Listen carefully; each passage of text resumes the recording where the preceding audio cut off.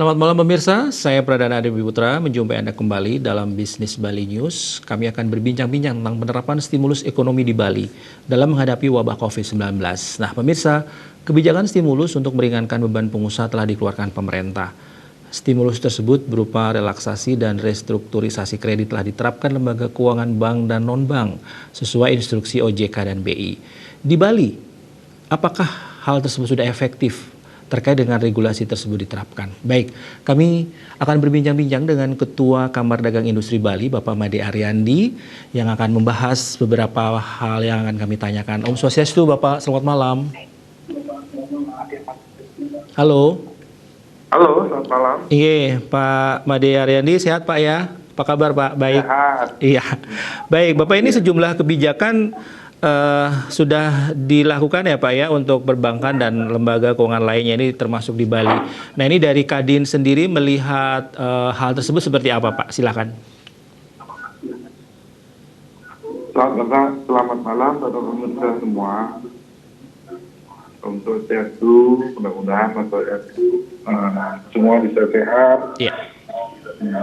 Kita langsung kepada masalah kebijakan yang diterapkan oleh pemerintah kita itu sangat bagus. Ini tujuannya sangat efektif sebab pengaruh virus corona itu langsung berdampak terhadap industri pariwisata di Bali dan turunan-turunannya. Iya. Seperti supplier, tenaga kerja ATM, terus restoran, hotel. Nah, itu yang akan berdampak langsung. Kebijakannya harus segera dilaksanakan. Ya. Artinya, seperti mobil tidak jalan. Sebetulnya ini persoalan tidak ada di Bali. Ini kan persoalan virus. Iya. Virus tidak berdampak terhadap satu dua negara saja.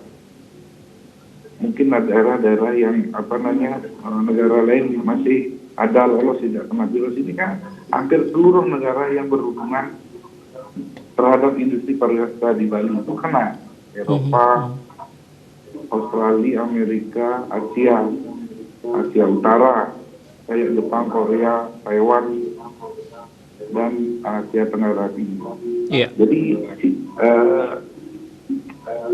sebetulnya perilaku atau kondisi lockdown itu kan secara domestik masih ada penerbangan, tapi yang untuk keluar kan kita tidak ada komunikasi, tidak ada akses lagi, berarti kan terkecuali menjemput atau negara-negara atau penerbangan lain yang dari negara itu yang menjemput warganya.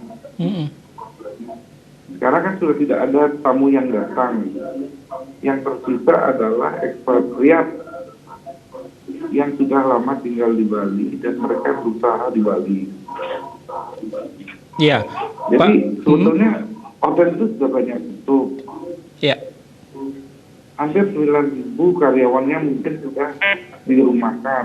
Kurang lebih, tolong dikoreksi kalau saya salah. Iya. Artinya untuk kasus ini, wabah ini harus cepat selesai. Program pemerintah adalah memutus mata rantai. Iya. Bagaimana caranya memutus mata rantai? Memastikan orang tidak ada interaksi. Baik. Social distancing. Iya, baik Pak Made, pertanyaan saya selanjutnya, kalau memang kondisinya seperti itu, artinya kebijakan ini atau stimulus ini kan bertujuan untuk lebih membuat stabilitas perekonomian stabil ya Pak ya. Nah ini kalau dibawa ke konteks Kadin sendiri, bagaimana ini bisa di counter, artinya bagi Kadin melihat fenomena ini atau kondisi ini, apakah ini memang sudah menjadi satu strategi yang efektif ini untuk menjaga stabilitas perekonomian, paling tidak juga menjaga bagaimana pertumbuhan ekonomi masyarakat ini juga akan terjaga Pak? Terima kasih. Pastikan itu kebutuhan untuk kebutuhan pokok yang di pasar tradisional itu tetap harus diadakan. Iya. Terus diedukasi bahwa si pedagang itu pastikan dia juga akan mungkin kalau itu fasilitas rapid testnya udah ada, mungkin untuk di pasar tradisional untuk si pedagang dulu. Kalau si pedagang itu kan kalau dia pedagang itu kena, berapa orang yang akan berinteraksi terhadap pedagang itu akan menjadi carrier baru ke rumah tangga. Kan selama ini hanya pembantu atau siapa istri atau ibu-ibu yang datang ke pasar tradisional rumah terdekat itu sudah melaksanakan hampir 2 minggu ini mereka sudah sebelumnya itu sudah tinggal di rumah. Iya. Nah, tiba-tiba kalau isu tidak diperhatikan dengan baik, yaitu jadi kasus ini wabah ini tidak akan pernah kunjung selesai. Ini kan 2 minggu. Siklus 2 minggu itu untuk ngecek bahwa itu orang itu terjangkit atau tidak. Setelah 2 minggu diulang lagi evaluasi berapa yang ODP atau PDP, terus siapa saja yang akan datang ke Bali, ya warga masyarakat Bali yang di luar negeri yang kerja berapa, itu harus menjadi pemantauan yang ini. Iya. Saya melihat pemerintah daerah Bali sudah sangat artinya sangat baik dalam mengambil pekerjaannya. Baik. Tetapi ini kan masyarakat juga kedisiplinan itu harus sama-sama istilahnya itu melakukan kedisiplinan. Kalau hanya aturan atau ini tidak diperbolehkan, ini semua masyarakat tidak sadar juga akan tidak efektif. Iya, ini artinya kalau begitu apa yang dari Kadin sendiri untuk bisa merespon ini Pak, kebijakan-kebijakan ini artinya untuk tetap menjaga stabilitas perekonomian untuk masyarakat Bali seperti apa Pak? Apa yang sudah dilakukan Kadin selama ini Pak dengan pasca munculnya pandemi COVID-19? Mungkin kalau sudah secara aturan masih situasi per daerah ini kayak di Bali, per kabupaten, ada proyek-proyek yang bisa dilaksanakan yang berbasiskan dengan APBN atau APBD segera dilaksanakan, walaupun dengan penuh dengan istilahnya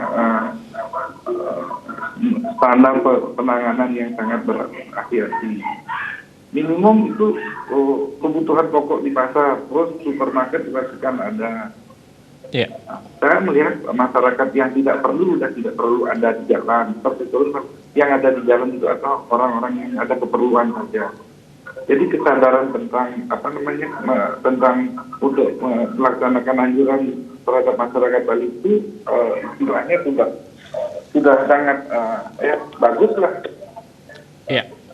Baik, Pak Made, kalau begitu apa Bapak ada masukan ataupun saran ini kepada pihak-pihak terkait ini, khususnya bagaimana mengatasi kondisi perekonomian saat ini, mungkin untuk pemerintah daerah atau pemerintah kabupaten kota ataupun kepada pihak-pihak atau stakeholder Pak, silakan Pak. Nah, kalau ini pertanyaannya kan saya melihat semua stakeholder sudah bekerja dengan baik, TNI, Polri, dan juga daerah, Satgas, acuan dari Satgas dari pusat sudah dilaksanakan. Tetapi harus semua masyarakat harus mentaati dan disiplin. Terus mulai ke depan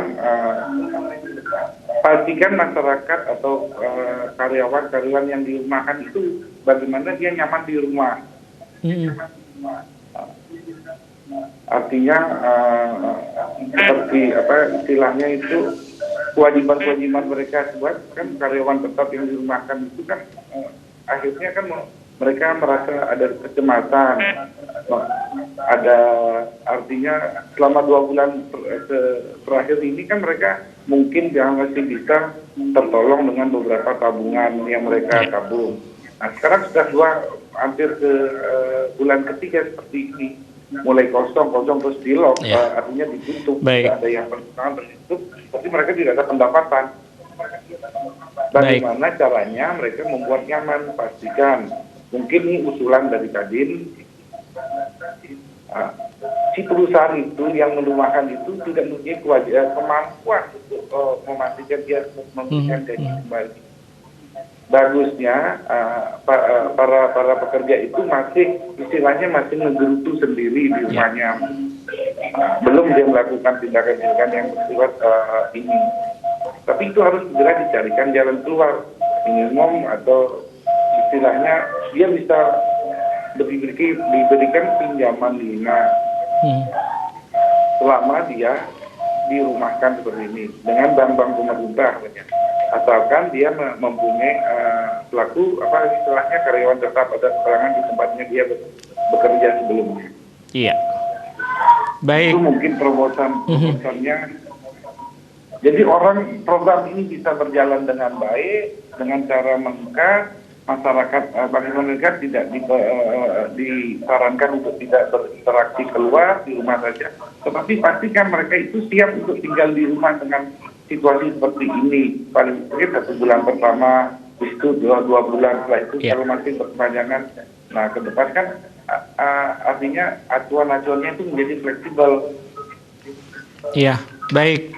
Baik, terima kasih Pak Made Ariandi sudah berbincang-bincang bersama kami. Pemirsa, demikianlah Ketua Kadin Bali, Bapak Made Ariandi sudah memberikan atau sharing hal-hal terkait dengan bagaimana penerapan stimulus ekonomi di Bali dalam menghadapi wabah COVID-19.